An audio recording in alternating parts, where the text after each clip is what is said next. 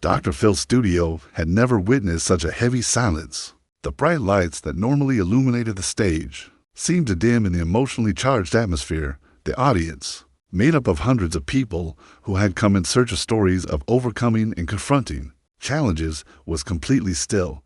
No one dared blink. No one dared breathe too loudly.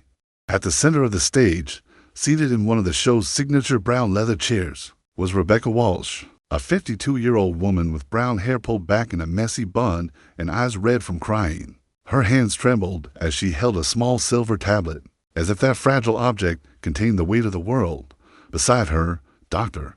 Phil McGraw watched with an expression that blended professional concern with an investigative curiosity honed over more than 2 decades. Hosting one of the most impactful programs on American television, Rebecca's story was not simple.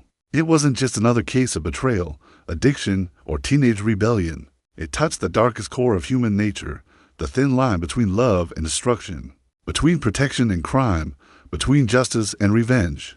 3 months ago, her husband, James Walsh, a respected 48-year-old history teacher at a high school in Cleveland, Ohio, had been arrested and charged with first-degree murder. The victim was Derek Chambers, a 35-year-old man with an extensive criminal history of sexual abuse against minors. The case had shaken the local community and quickly gained national attention. James Walsh did not deny the crime. He confessed to shooting Derek Chambers 3 times in the chest in an empty parking lot at 11 o'clock at night, using a gun registered in his own name. The evidence was irrefutable. Witnesses, security cameras, fingerprints, ballistics. Everything pointed to a premeditated and cold-blooded murder. But Rebecca insisted there was more to the story. Much more. And she had come to Dr. Phil with a single mission: to show the world what no one had seen.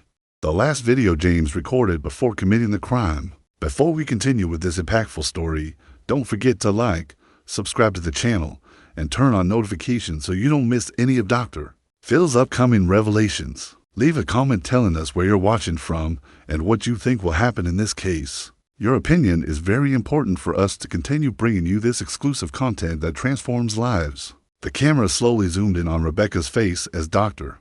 Phil leaned slightly forward, his fingers interlaced and elbows resting on his knees. He wore his impeccable navy blue suit, and his expression was that of someone who had seen it all, yet could still be amazed by the complexity of human pain. "Rebecca," he began in that deep, firm voice that had become his trademark, "you're here today because your husband, James Walsh, is in jail awaiting trial for first-degree murder. He confessed to the crime. The evidence is overwhelming.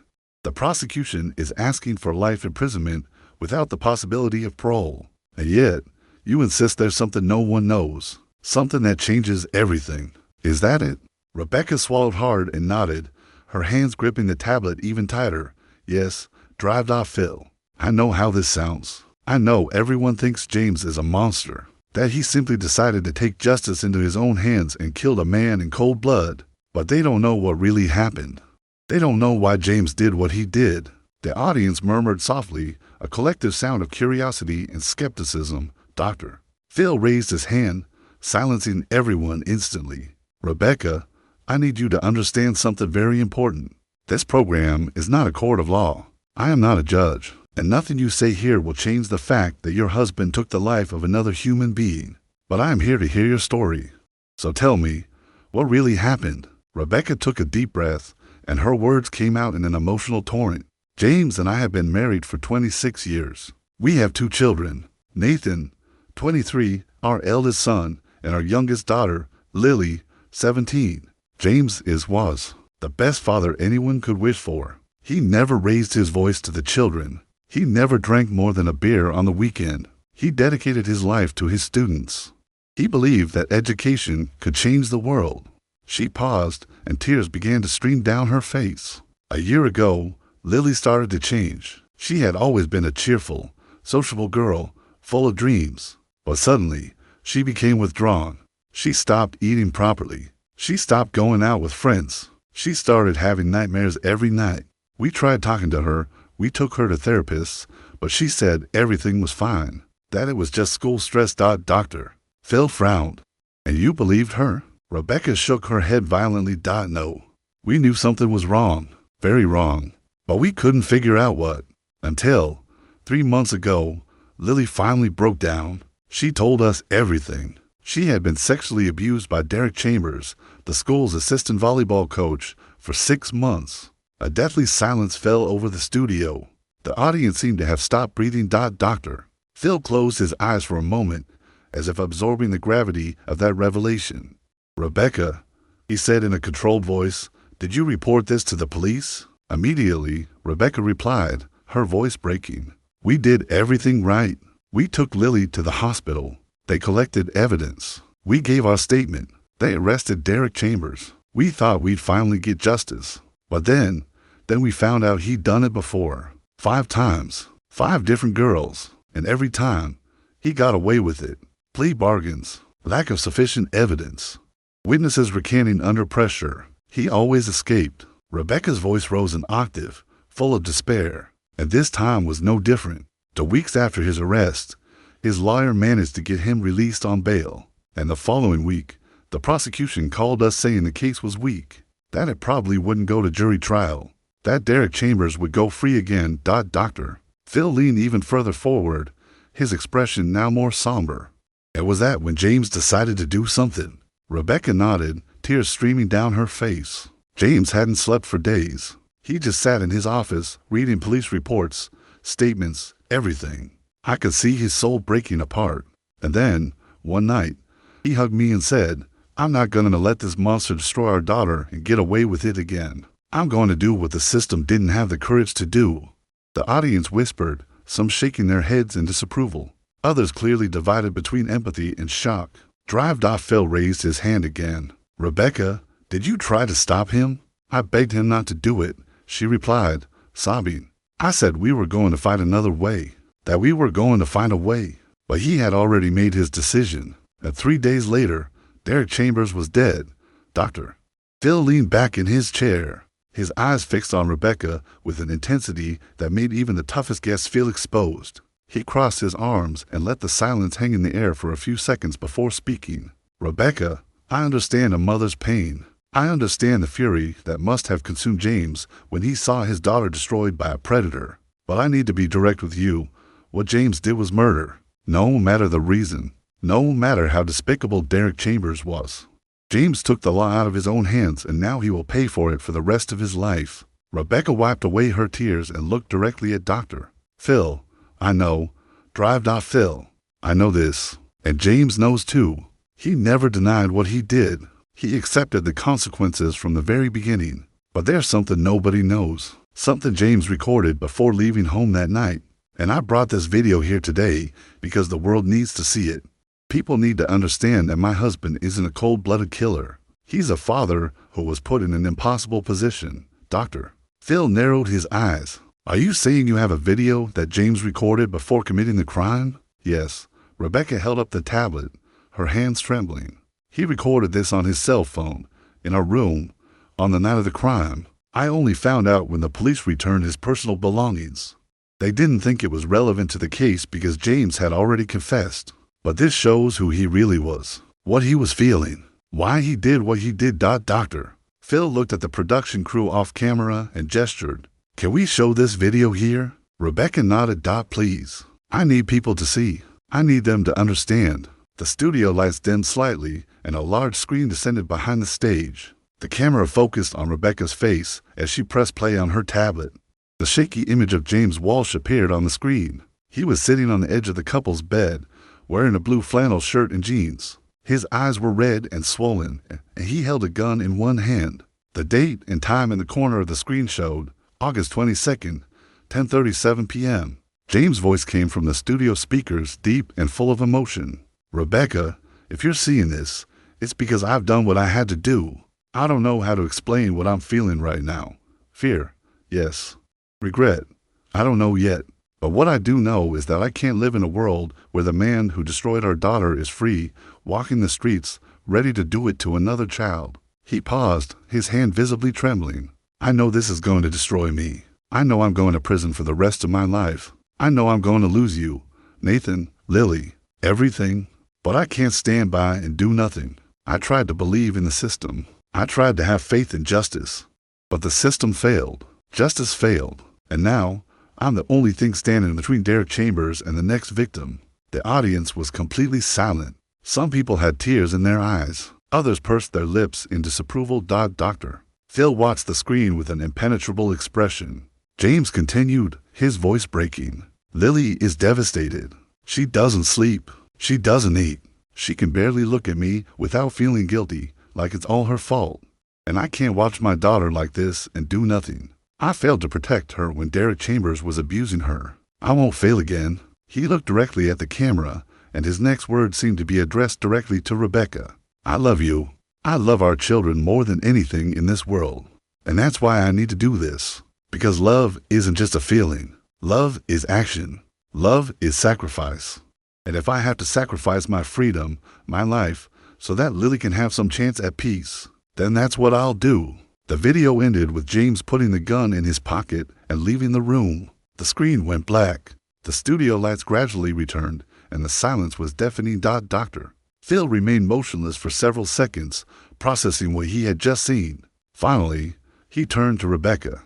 Rebecca, this video is powerful, but it doesn't change the fact that James committed a crime.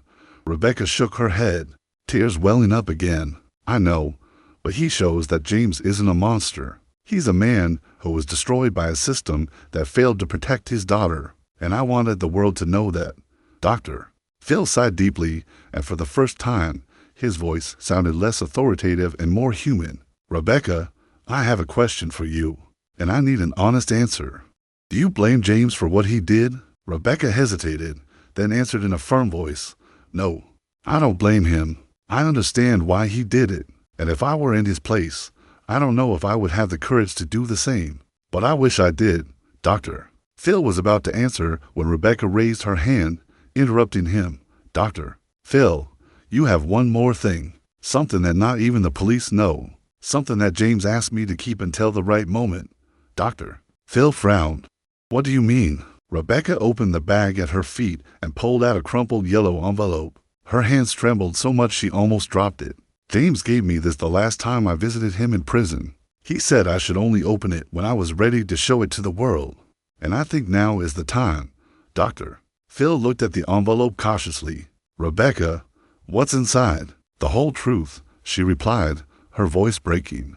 The part of the story James never told anyone. Not the police. Not his lawyer. Because he knew that if he told them, everything would get even more complicated. With trembling fingers, Rebecca opened the envelope and removed a series of photographs and printed documents. She handed the first item to Dr. Phil, a black and white photo of a girl of about 12 years old, sitting on a hospital bed, her face partially obscured, but clearly traumatized. Phil picked up the photo and his eyes widened. Rebecca, who is this girl? Her name was Sarah Mitchell, Rebecca replied, her voice barely audible. She was 12 when Derek Chambers first abused her 8 years ago. She was his first known victim, and she committed suicide 6 months later. The audience gasped collectively. Dr. Phil stared at the photo for a few more seconds, then at Rebecca. How did James get this? He investigated on his own, Rebecca explained. After we found out about Lily, James spent weeks searching for everything about Derek Chambers. He contacted the families of the other victims. He read archived police reports, and he discovered that Sarah Mitchell had left a diary detailing everything Derek Chambers did to her. And in that diary, there was yet another revelation. Rebecca handed Dr. Phil a piece of paper. It was a copy of a diary page written in childish, messy handwriting. Dr. Phil read it aloud, his voice growing more tense with each word. He said that if I told anyone, he would kill my little sister. He said he knew where she went to school, that he knew the route she took home, and I believed him. I believed him because he showed me pictures of her, pictures he had taken without her knowing. Dr. Phil stopped reading and looked at Rebecca, her face pale. Was he stalking Sarah's sister? Rebecca nodded, tears streaming freely, and she wasn't alone. James discovered that Derek Chambers had a pattern. He would choose vulnerable girls, abuse them, and then threaten them using family members. He had photos, addresses, schedules. He was meticulous, and when the victims finally found the courage to report him, he used this information to intimidate them into recanting. Dr. Phil gripped the documents tightly, his jaw clenched. And the police knew about it. They knew about the accusations, but they never managed to get enough evidence to imprison him permanently, Rebecca replied. And when James found out all this, he realized that Derek Chambers was never going to stop, that he was going to continue destroying lives, and that Lily was going to live in fear for the rest of her life, looking over her shoulder, hoping he would come back to her or her brother. Rebecca took one last photo from the envelope and held it against her chest, before extending it to Dr. Phil, her hands trembling violently. And then James found this. Dr. Phil picked up the photo, and upon seeing it, his face changed completely. All the authority, all the professional composure he had maintained for over 2 decades on air simply vanished. His eyes filled with tears, his mouth opened in silent shock, and he abruptly rose from his chair, turning his back to the cameras. The audience was completely silent, unable to see what was in the photo, but feeling the intensity of the moment through Dr. Phil's reaction. Rebecca covered her face with her hands and began to sob uncontrollably. Dr. Phil turned slowly, holding the photo with both hands, and his voice came out hoarse and choked. Stop the recording now. The production team froze for a moment, unsure whether to obey. Dr. Phil rarely, almost never, interrupted a recording. But his voice echoed again, this time louder and filled with a raw emotion that no one in the studio had ever witnessed. I said, stop the cameras. Get the audience out of here. Everyone. Now. The cameras were turned off. The audience was gently escorted out of the studio by members of the security team, many looking back, confused and worried. The silence that filled the empty studio was oppressive, broken only by Rebecca's sobs and Dr. Phil's heavy breathing. He was still holding the photograph, looking at it with an expression that mixed horror, sadness, and something that seemed like deep anger. After long minutes, he finally sat down again, placed the photo face down on his lap, and looked at Rebecca. Rebecca. Her voice was different now, stripped of all television performance, just human and broken. This photo. I know. Rebecca could barely speak between sobs. James found her on Derek Chambers' computer. The police never searched his devices because the case against Lily was dropped before they could get a full warrant. But James had a friend who worked in technology. They got remote access. Dr. Phil took a deep breath, trying to maintain his composure. And what did you find? More than 1,000 photos, Rebecca replied, her voice breaking completely. 1,000 photos of different girls. Some were of Derek Chambers' known victims, the ones who had come forward. But most were girls who were never identified. Girls in parks, in schools, in shopping malls. Girls he was stalking. Planning. And in the middle of all that, there was a special folder. A folder labeled Project Future. Dr. Phil closed his eyes. Tell me what was in that folder, Rebecca. List she could barely pronounce the words. List with names, ages, schools, addresses. 23 girls. 23 girls Derek Chambers was planning to target over the next 2 years. And among those names was that of the 8-year-old sister of one of James's students. A child James had known since she was born. A child he considered practically family. Dr. Phil opened his eyes and looked directly at Rebecca. And Lily's name was on that list too. Rebecca nodded, tears streaming down her face. She was marked as in progress, and just below her name was a note, responds well to family threats. Older brother Nathan, 23, could be used as future leverage. Consider expanding control after current consolidation. Dr. Phil covered his mouth with his hand, and for the first time in decades of television, tears began to stream down his face. He tried to speak, but the words wouldn't come out. Finally, he managed to murmur. James saw this, and he knew that if he didn't do something, Derek Chambers would never stop. He copied everything, Rebecca said. All the files, all the photos, all the lists, and he anonymously handed them over to a trusted investigative journalist, with instructions that they only be released after his trial. James didn't want it to seem like he was trying to justify what he did. He just wanted the truth about who Derek Chambers really was to come out. Dr. Phil wiped the tears from his face and looked at the photo again.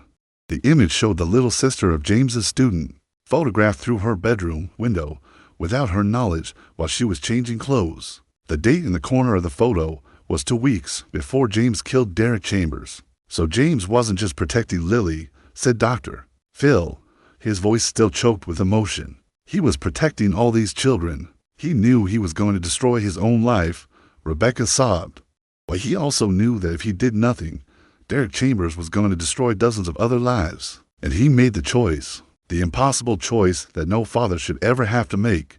Dr. Phil remained silent for a long moment, processing everything. Finally, he stood up and walked over to Rebecca, placing his hand on her shoulder. Rebecca, I need you to know something. What James did is still considered murder under the law, and I can't, in good conscience, say he did the right thing.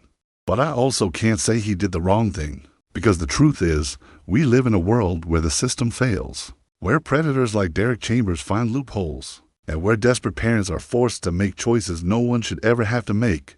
Rebecca looked at him, her eyes red and swollen. Do you understand now? Why did I need to show you this? I understand, replied Dr. Phil, his voice firm despite the tears. And the world will understand too when this information is released. James won't get out of prison, but he will come out of this story not as a murderer, but as a father who loved his daughter more than his own freedom. The cameras were back on, but the audience wasn't called back. It was just Dr. Phil, Rebecca, and millions of viewers on the other side of the screen. Dr. Phil looked directly at the main camera, his expression more serious and emotional than he had ever been in his entire career. I've been in this business for over 20 years, he began, his voice controlled but heavy with emotion. I've seen thousands of cases, thousands of families destroyed by addiction, betrayal, violence, and secrets. But today, I saw something that made me question everything I thought I knew about justice, about morality, about what is right and wrong. He paused, taking a deep breath. James Walsh killed Derek Chambers. That's a fact, and by law, he's a murderer. He's going to spend the rest of his life in prison. But I need to be honest with you. I don't know if, in his place, I would have done differently. And that's the most terrifying truth I've ever had to admit. Dr. Phil looked at Rebecca, who was still seated, wiping away tears. Rebecca came here today not to absolve her husband. She came to show that there are stories that can't be contained in 30 seconds of news coverage, that there is pain that cannot be summarized in a court verdict, and that there are impossible choices that good people are forced to make when the system that should protect them completely fails. He looked back at the camera. Derek Chambers wasn't just a criminal. He was a calculating, methodical predator who had destroyed the lives of at least 6 girls he knew and was planning to, destroying many more. And the American justice system, with all its laws and procedures, allowed him to remain free, allowed him to continue hunting. Dr. Phil's voice grew firmer. And then James Walsh, a dedicated teacher, a loving father, a man who had never committed a crime in his life, found himself facing the choice: let the system fail once more and watch as his daughter and other innocent children were destroyed, or take action that he knew would destroy him, but that could save lives. He paused, letting the words sink in. I stopped this recording today because what Rebecca showed me wasn't just evidence of a crime. It was evidence of a broken system.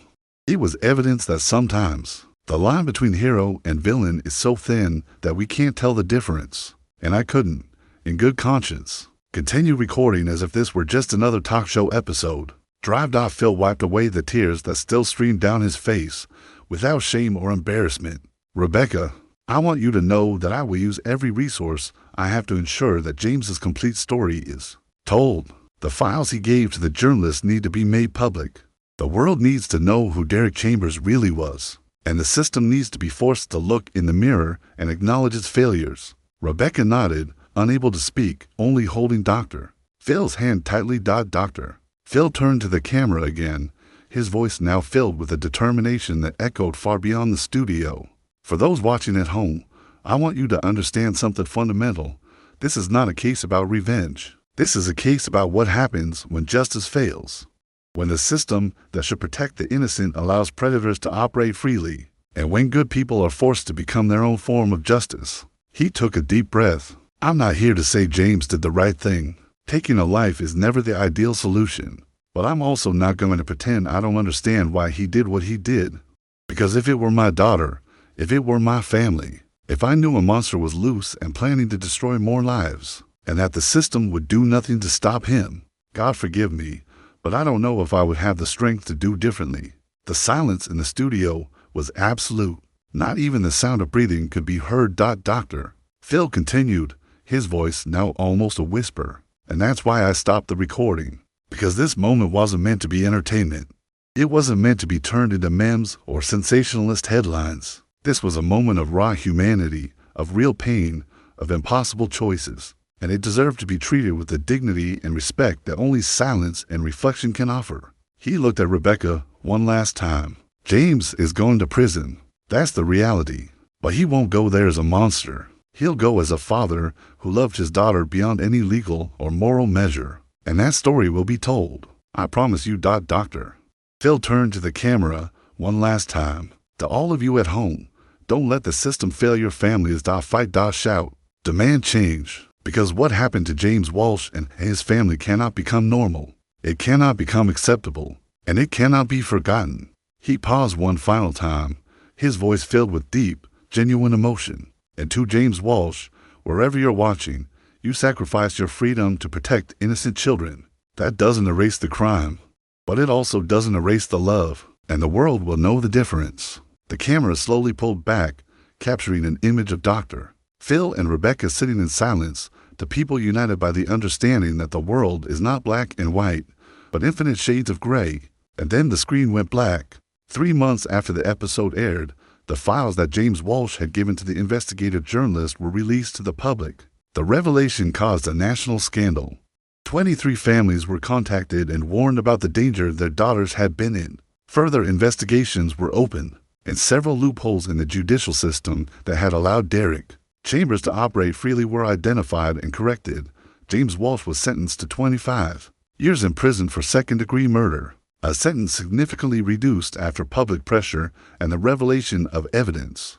He continues to serve his sentence, but receives weekly visits from Rebecca and their children, and has become an imprisoned advocate for reforms in the child protection system. Lily Walsh began intensive therapy, and although the road to recovery is long and difficult, she has returned to school and is working with organizations that support victims of sexual abuse. She visited her father once, 3 months after the trial, and according to Rebecca, they hugged and cried together for hours.